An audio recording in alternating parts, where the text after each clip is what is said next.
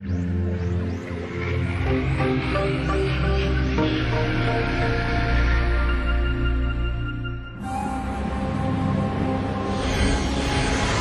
knew from almost the very first day that we wanted to make Prince of Persia an open world game, simply because we really like giving the player sort of that authorship, that control over their experience.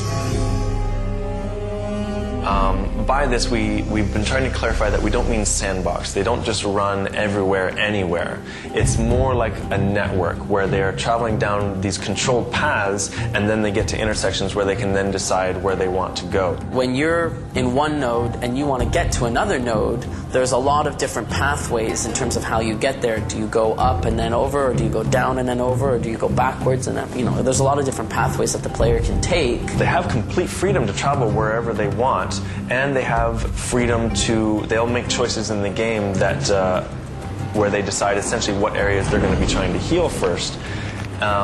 But at the same time, they still have a very controlled experience while they're doing it, a very Prince of Persia acrobatic experience where you're trying to get through a very specific path. With the new open world, one of the problems we were presented with very early was the idea of navigation, like how do you get around, how do you know where you're supposed to go?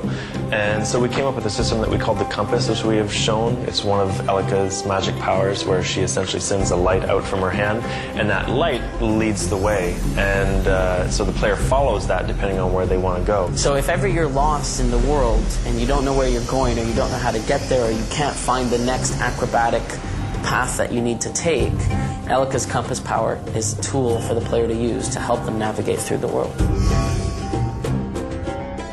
One of the more exciting aspects of the new Prince of Persia is how we've had to try to fit a really epic linear story into an open world non-linear game. Each area has a different feel to it, each area has its own area of story, a different journey for the characters to go on, all contained within the main narrative.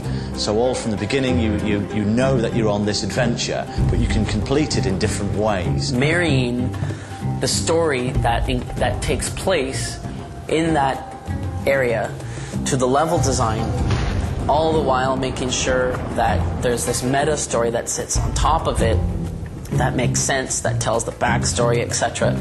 That was a big challenge. One of the new things that we've come up with is something we call on-demand dialogue. Why do you wear that scarf? It's lucky. I didn't think you believed in that sort of thing. I don't, but maybe it believes in me. This is where the player can essentially talk to Elika at any time.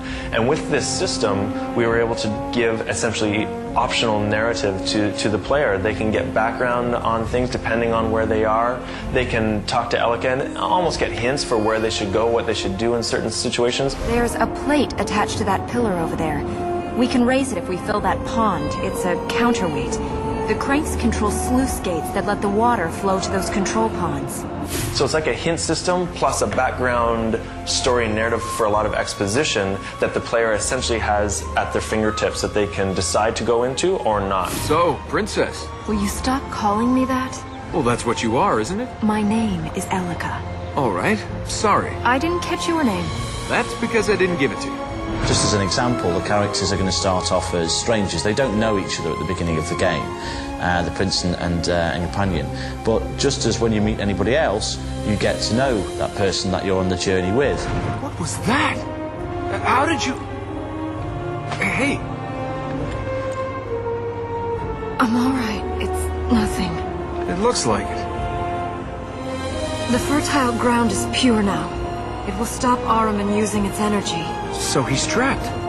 No. We must heal the other fertile grounds. Every aspect works towards that same vision, and so now when you're playing the game, you don't feel torn apart by different aspects of it. It really does. It just lets you be in the world and lets you run around in it. So I think like the biggest reward for players that play the game is that they will feel completely immersed in it because everything in the game is pointing them into the game.